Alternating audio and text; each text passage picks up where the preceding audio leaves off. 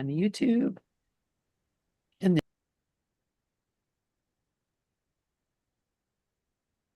you muted yourself, sweetie. Turning the mic over to you, Robert and Sharon.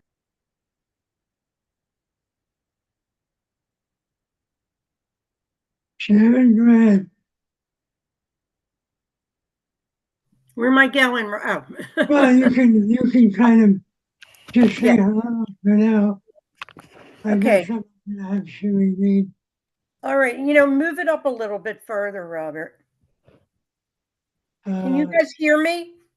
Yeah, I can hear you, but it's as high as it'll go. But Sherry will read, but if you want to open the session, go ahead. Oh, you were talking about the prayer. I didn't know what do you want me to do, Robert? Do you want me to read this? That's fine. Open with the prayer. Okay, I'll read it. All right. I am here only to be truly helpful. I am here to represent him who sent me. I do not have to worry about what to say or what to do because he who sent me will direct me. I'm content to be wherever he wishes, knowing he goes there with me. I will be healed as I let him teach me to heal. And while we're getting into the mood of that, I'm going to play some music. And then, well, no, let me have Sherry read this first. Can you read that? Okay. Good. Before we begin, I was planning to reprise some things from yesterday that are not necessarily part of my usual presentation, but I believed were equally important. Those plans changed because it is about a book unrelated to ACIM, but may have value to some ACIM family members. It represents a situation that can be seen as a lesson presented once again on a global scale that has appeared twice in my lifetime. It merely offers background on why certain things are happening in the world today. On our first day live, we already have readers in the US, Canada, Brazil, and India. If anyone wants more information, just ask me via email, robert@dinojames.com.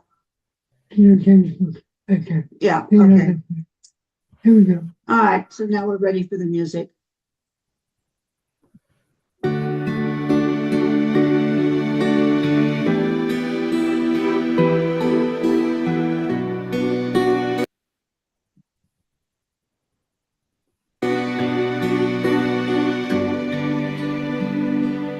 You've been holding on too tightly to something that's not whole, trying to breathe life into what's already let you go. You've been fighting with the silence, afraid to hear the sound of truth that whispers gently. It's time to turn around. You feel it in your chest, that's stirring in your soul. You don't need permission, you already know. You know when it's time to let go, to rise, to walk away or step into the fire.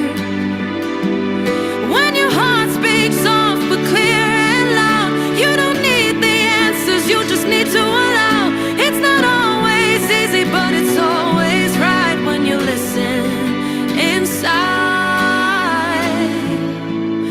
You know when it's time. You've been dimming all your colors, shrinking just to fit, ignoring all the signs that you were made for more than this. But freedom doesn't beg you, it waits until you choose. And peace will flood your spirit when you release what you must lose. You hear it in the stillness, you feel in the ache. That quiet voice will guide you, and you're brave enough to break.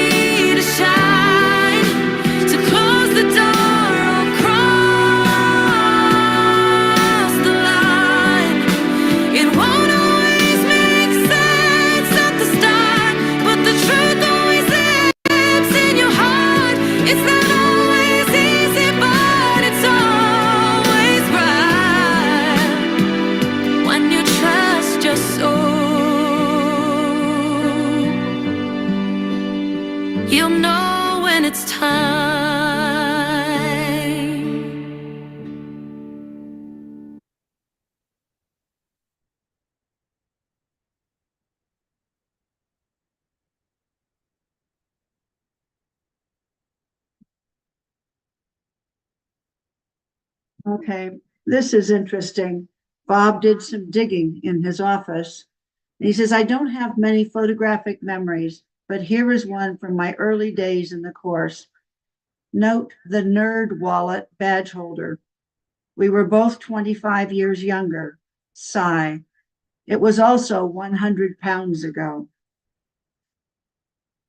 By the way, Bob and I will be meeting with Gary Renard on Saturday and bringing love from our family at ACIM Gather.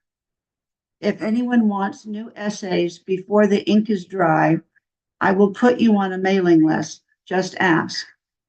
This segment should not be about what I want to say, but what you and or I may need to hear. With that in mind, who would like to select and read an essay this evening? Ask your inner teacher which one sounds right for you. This is a rotating list. Each week, new items are added and previously shared items are archived. I write an average of 2 essays a day. And we share maybe 3 each Monday and Tuesday. So there's usually quite a few new ones to choose from. So anyone pick. I gotta get this one. Okay.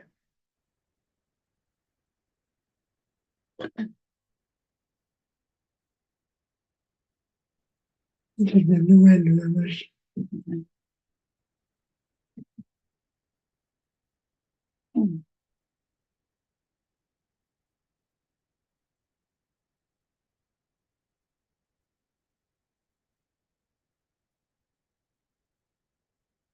Any takers?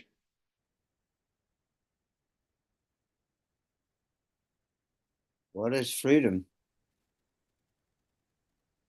Say again? What is freedom?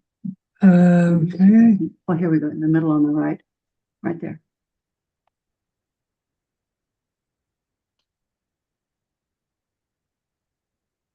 Do you feel like reading, Rafi? Yeah, that's okay. What is freedom? An essay from the view of the world and the view of the spirit. Freedom is one of those words everyone claims to understand until we look more closely. In the world's language, freedom usually means the ability to choose what we want, go where we want, and defend our right to do so. It sounds noble. It feels empowering. But anyone who has lived long enough to discover that the world's version of freedom comes with a long list of conditions. The ego's idea of freedom depends on circumstances lining up just right. We feel free when our health is good, when the bills are paid, when people treat us well, and there's something black. Oh, thank you. When treat us sweet as well, when life bends in our favor. As soon as any of that shifts, freedom evaporates.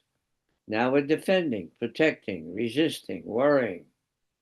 The ego calls us being responsible, but underneath it all is fear, the fear of loss, the fear of change, the fear of not being enough. The ego promises freedom while quietly chaining.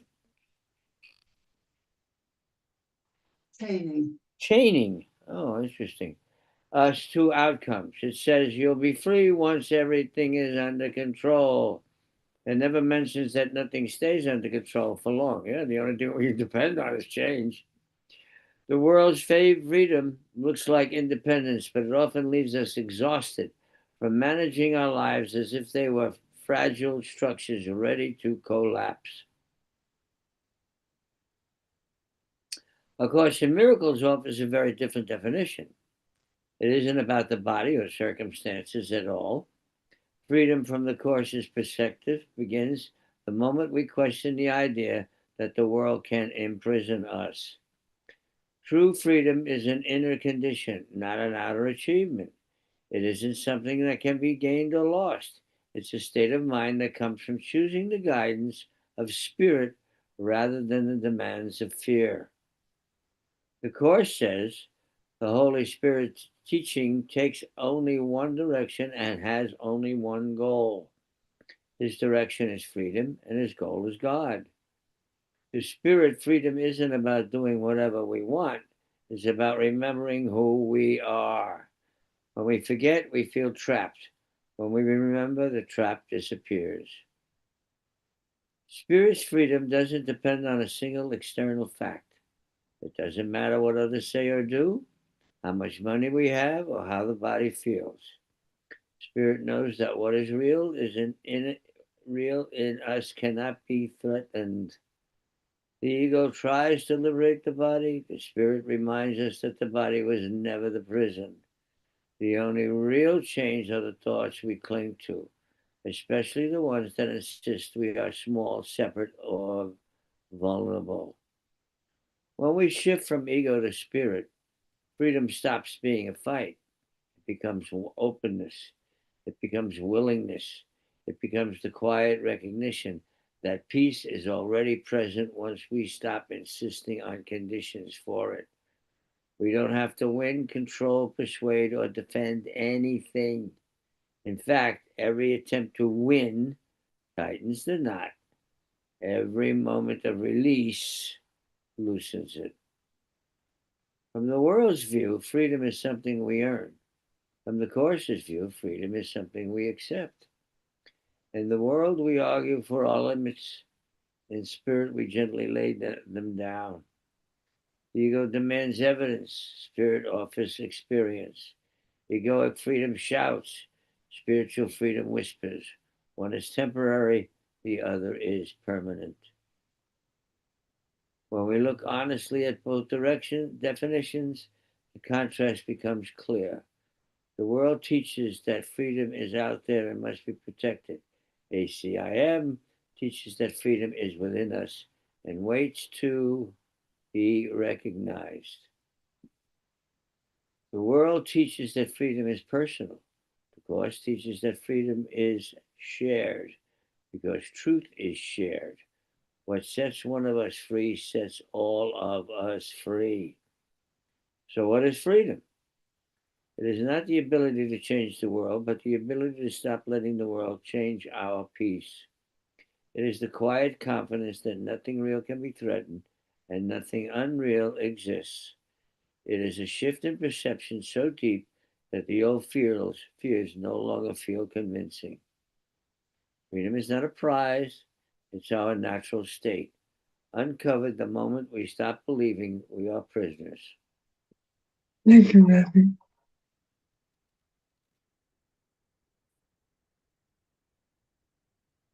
Well, if someone is looking to read another essay, would anyone like to comment?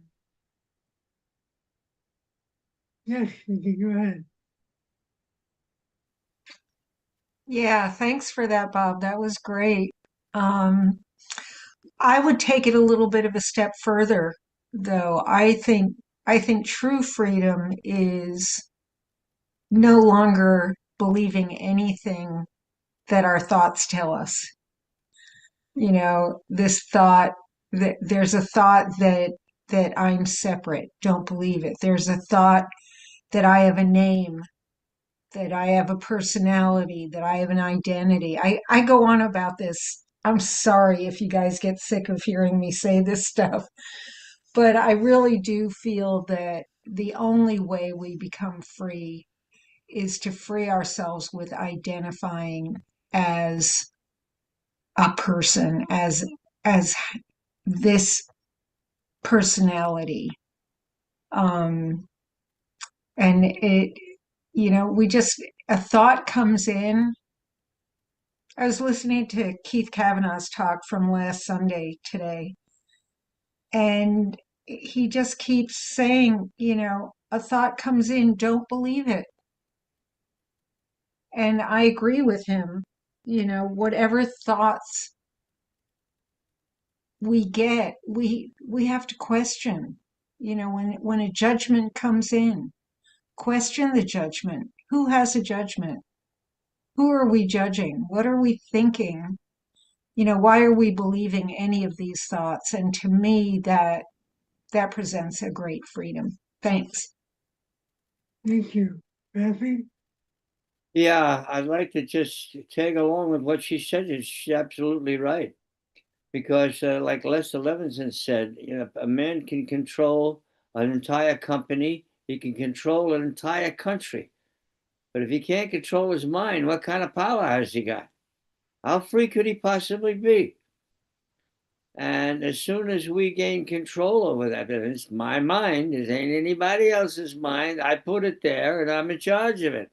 If I let it run me, then there's never going to be any freedom. If I get to the point where I can quiet it and run it and get beyond that into the quiet, that's freedom. And it can no longer affect me. It can't steal my peace. It can't take away anything that is blissful or joyful or happiness. Certainly can't have any impact on the love that we truly are. So what she said and what you wrote strikes a beautiful chord. Thank you. Thank you. Brooklyn? Namaste, mighty companions. Yes, oh, I agree. I agree. To me, freedom is total trust that anything that happens is for my own good and for the good of everyone else. Without a doubt. That's freedom for me.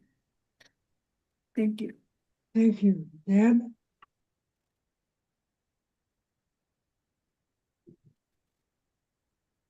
Deb, did we lose you? You had your hand up.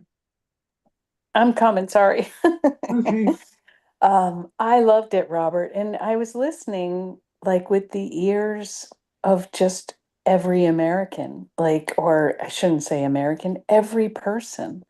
And the guidance to look within, the freedom within that can be found, like it just, for a novice, for somebody who's never thought about these things before, I just thought it was a beautiful presentation of the prison the world is. And it's really believing in it. It's not the world itself. I mean, we know through the course, but just hearing it like with somebody who doesn't know the course, I thought it was a beautiful pointer to the right place, to the direction to seek, and didn't,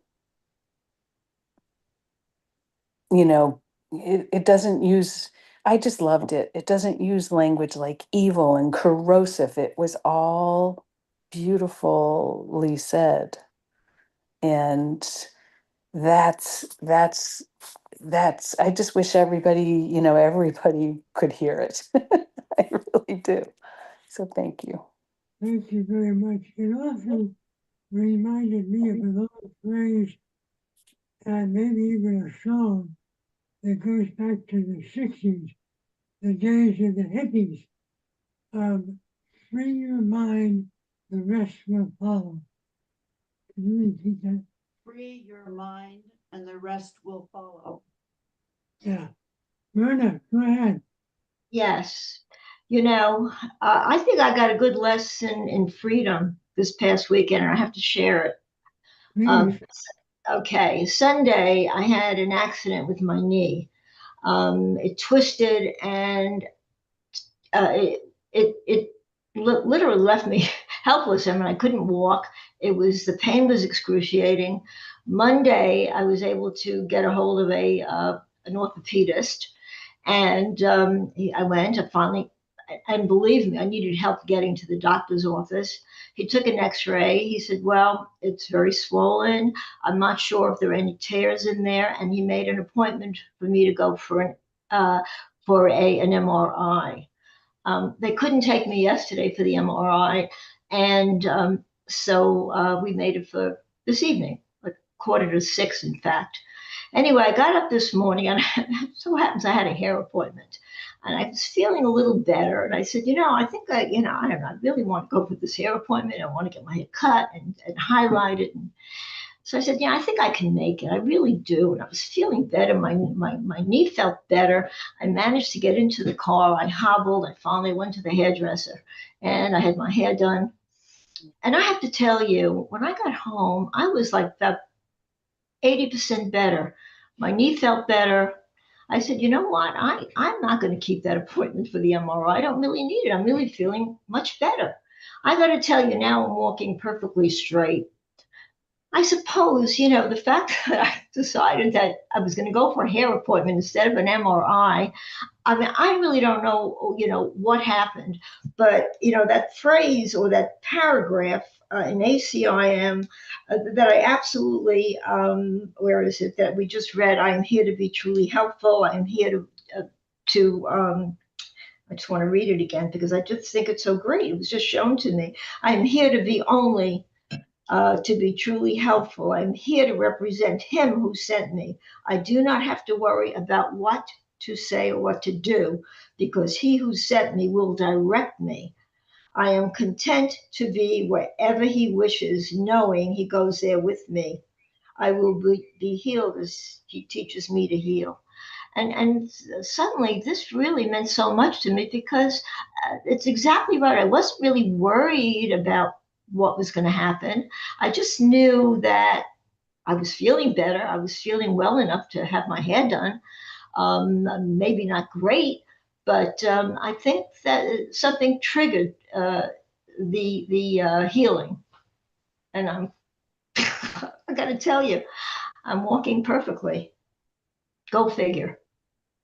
Thank you, Marta. Thank you very much. Lynn, by any chance, do you know this? Can you relate the story behind that prayer and how it came about? Do you remember the story? Of how that prayer came about? Yes. Yeah. Can you relate it? Because Bill It's important. Thetford was he had stage fright, and he did not like to give talks, give speeches, even though he had to for his job. And so he had to give a talk, and he was very nervous about having to do that. And so he asked Helen to ask Jesus to help him. And so Jesus gave Helen that prayer, and they ended up putting it in the Course of Miracles. But originally it was a prayer that was given to Bill so that he would be able to reorient himself before he went and gave a talk. And I love it that they put it in the course. And it did help him a lot. So it helps, Gary Renard, every time he starts every program, he says that prayer. And I mean, it really does reorient you when you're getting ready to do something. So thanks for asking. Yeah, and that's more than I could have said. And that's why I asked you to tell the story. Rafi, go ahead. Yeah, I just want to again reiterate something about what Mickey said. I repeat to myself quite often, well, every night. I don't have a name. I don't have a lifespan. I don't have an ancestry. I don't have an ethnicity. I don't have a personality. I don't have attitudes, resentments. I don't have opinions. I don't have schemes. I'm not better than, I'm not worse than anyone else. I don't put up with things or people please. I don't get overexcited or bored. And I just keep running, the list keeps getting longer and longer of all the things that I am not. And at the end of that, I'm not a body, I'm not flesh and bones. I'm not, I don't have a brain, I don't have organs or glands or muscles or anything like that. At the end of that, it comes down to what a very simple thing. Then what am I? And it stops right there. Then I proceed to add to that all the things that I know that I am: formless, invisible, omnipotent, omniscient, omnipresence, divine light, infinite love, pure being, free, unlimited, and so forth. And reiterating all of that stuff for myself at night, along with my gratitude list, gets me to a very, very quiet place to where before I go to sleep, I'm in a state of, well, it's indescribable, actually, but it's as close to freedom as I am, and it stays with me. And when I wake up in the morning, it's still there. And then I get into my meditation and all the releasing that I do, and letting go of all non-loving feelings and maintain that quiet. But reiterating what I am not is the start of all of that. And it's very powerful, because there is nothing that the ego mind can do to argue with that, because it has no clue as to what is beyond its own self. And what its own self is, let's face it, what is ego but a concept, but an idea? I mean, you can't go to the store and buy half a pound of ego. Come on. So I just wanted to share that. Thank you. Thank you, Matthew. Brooklyn, go ahead.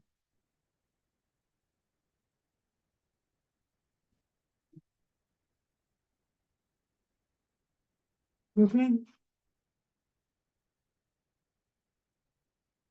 Queens, Long Island? I mean, any borough? Beautiful. Beautiful. Bob, could I see the picture of you and John Monday again?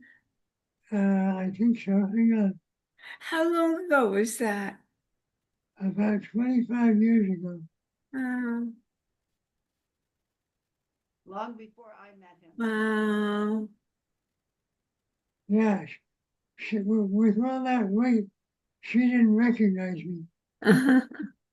Beautiful. Beautiful. Okay. I'm going to Thank scroll you. back down. And Cherie's got a surprise from somebody. All right. Nikki, this is one that's just for you. Beyond the Ducks. Awesome. Thanks so much. Do you feel like reading at least part of it?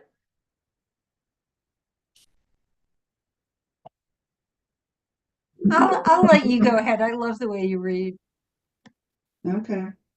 Okay. But I'm going to leave. You leave your mic on so we can hear you laughing. Okay. Beyond the Ducks. A few weeks ago, I shared an essay titled A Room Full of Ducks. It told a simple story. A group of people had been hypnotized into believing they were ducks. They waddled, they quacked, they compared feathers. They worried about duck ailments and duck futures. The absurdity was obvious to anyone not under the spell.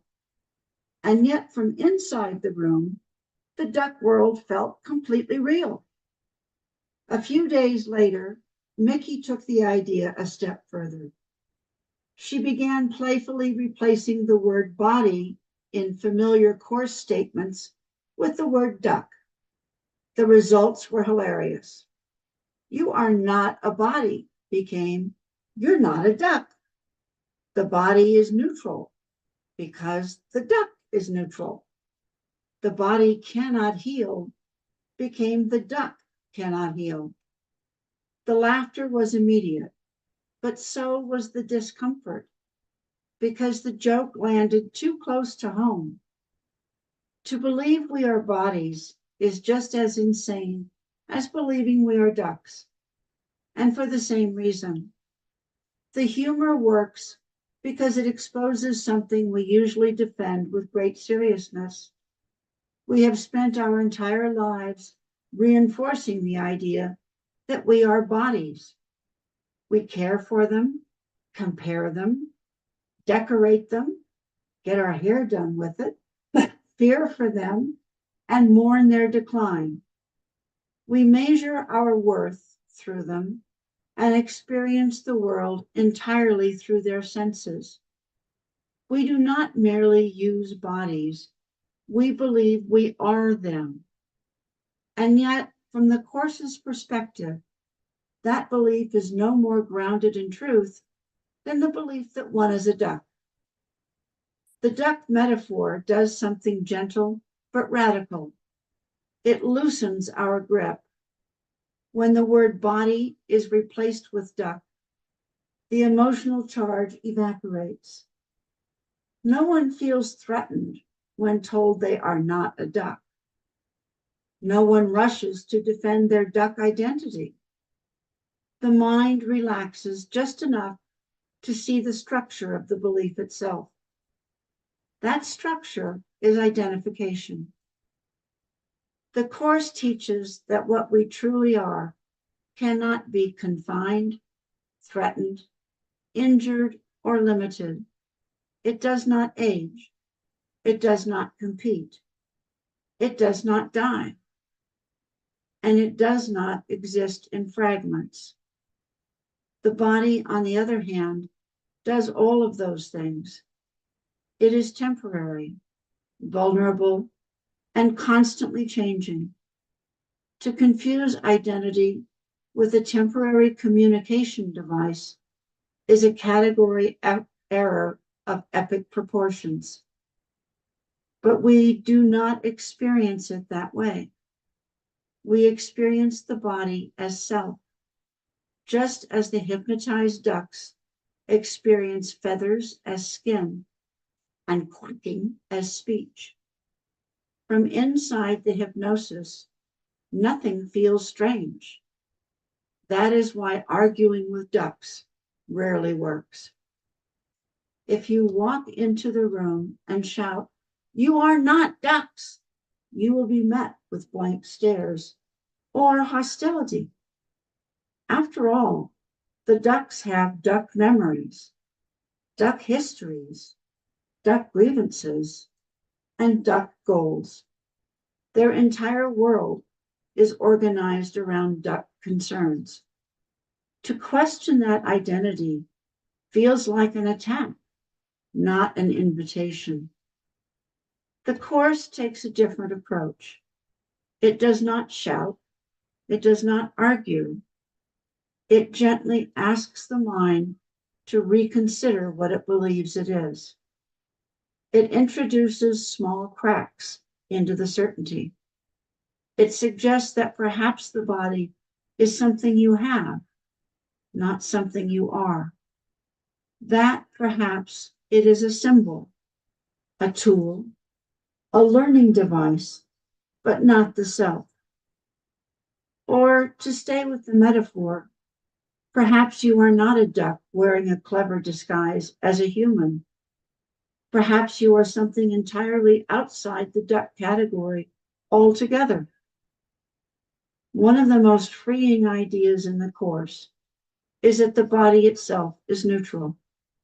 It has no will, no agenda, no meaning of its own. Meaning is assigned by the mind. The body, like the duck suit, simply follows instructions. It becomes a vehicle for fear or a means of communication for love, depending on which teacher the mind has chosen. When the body is treated as self, it becomes a prison.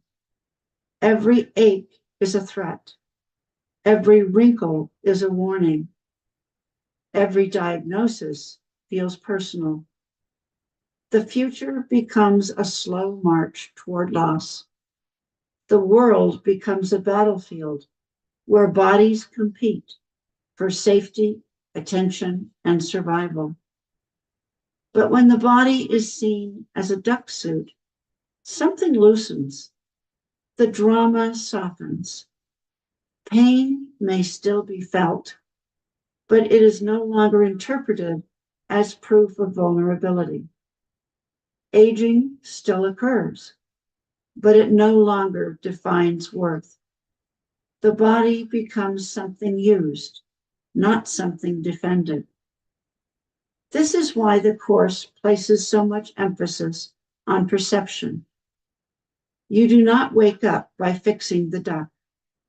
You wake up by recognizing that you are not in it or not it. Healing then takes on a very different meaning. From the duck perspective, healing is about better feathers, stronger legs, clearer quacks, and longer lifespans. From the course's perspective, healing is the correction of mistaken identity. It is the recognition that nothing real has been harmed and nothing essential is at risk. That does not mean the body is ignored or mistreated. Ducks still need to be fed while the belief persists. But the urgency shifts. The fear-driven obsession fades. Care replaces control. Gentleness replaces panic. And perhaps most importantly, guilt begins to dissolve. Much of our suffering comes from an unspoken belief that the body's condition reflects our moral standing. Illness feels like failure. Aging feels like loss. Limitations feel like punishment. The Course dismantles this quietly but thoroughly. The body is not the self, so its experiences are not judgments on who you are. A duck with a limp is not a bad duck. A human with a body limitation is not a diminished being. The mistake was never the condition. The mistake was the identification. The duck metaphor also reveals why spiritual progress often feels slow. We are not removing one belief. We are undoing an entire identity system reinforced every waking moment. The world mirrors the duck story back to us constantly. Media, medicine, culture, and even language insist that bodies are what we are. So when the Course gently says otherwise, it can feel abstract or impractical.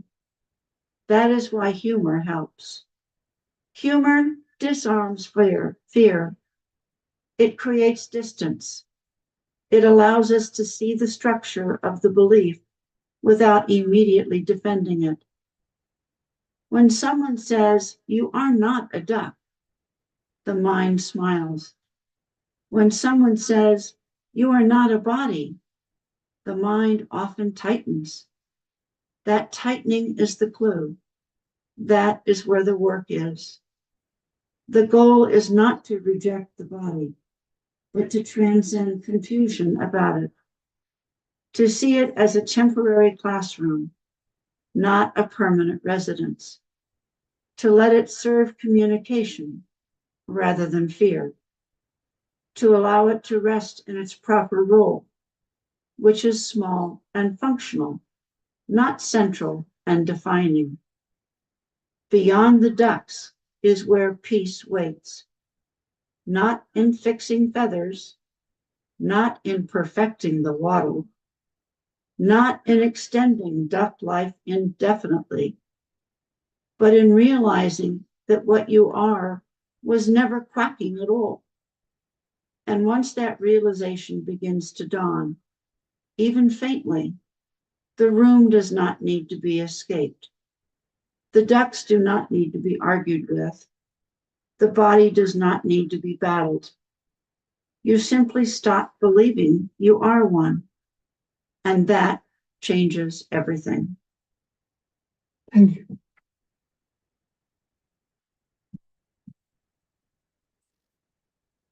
Yes, Mickey, do you have something to add? Oh, quack, quack, quack.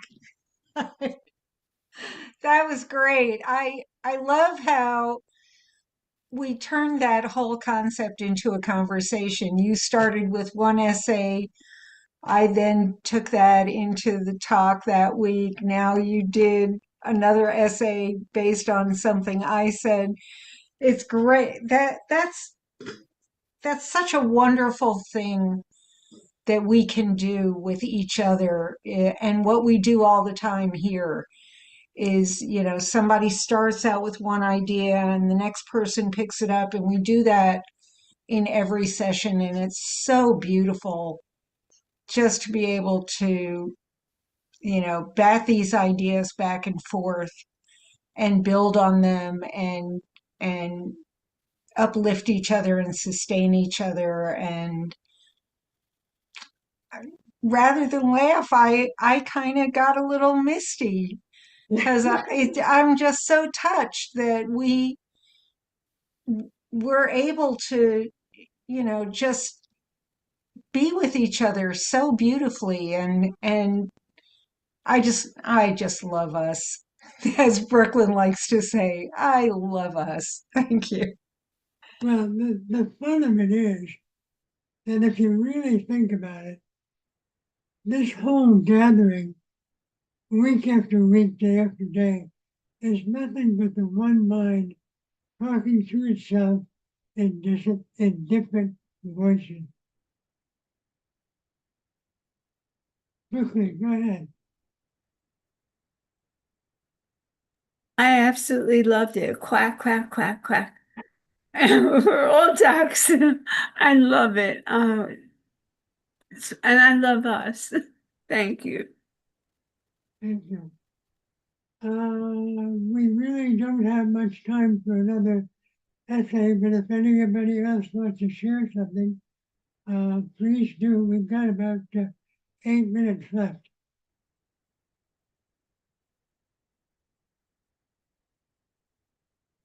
What you could do is take a look at the list and pick a name you want to listen to next week on either Monday or Tuesday. But does anybody have anything to say? Would you like to add anything? I'll take the trap of two of them I see. The trap of false humility and from knowing to living. Both good. That could take us a little bit beyond our time. Lynn, would that be okay? What's that? And this is for Lynn. I Lynn, said, if we, did you if want to we- read them right now? I thought you were asking Yeah, for us that's to a No, good pick he's one talking for for the next next time. week, I thought. Oh, Next week. perfect. Okay. Yeah. Well, make a point to remind me, okay? So the trap of false humility, and what was the second one, Sharon? I'm gonna flag them. Sharon, what was the other one? One was the trap of false humility, and the other one was from knowing to living.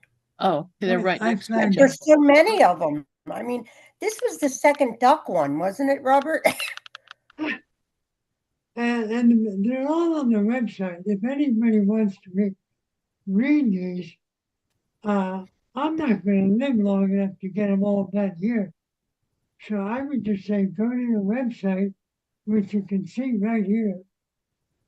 Oh, And Balderdash, you're not going anywhere. You keep saying that stuff. You're not going. I have a question though. There was one, now I don't see it. It was something about who do men say that I am or something like that. And I Yes, just want to know, what is that about?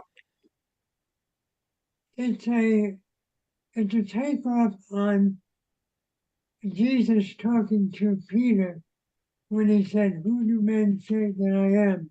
Oh, see, I don't know my Bible well enough. But then it goes into A Course in Miracles and Okay. interpretation of it.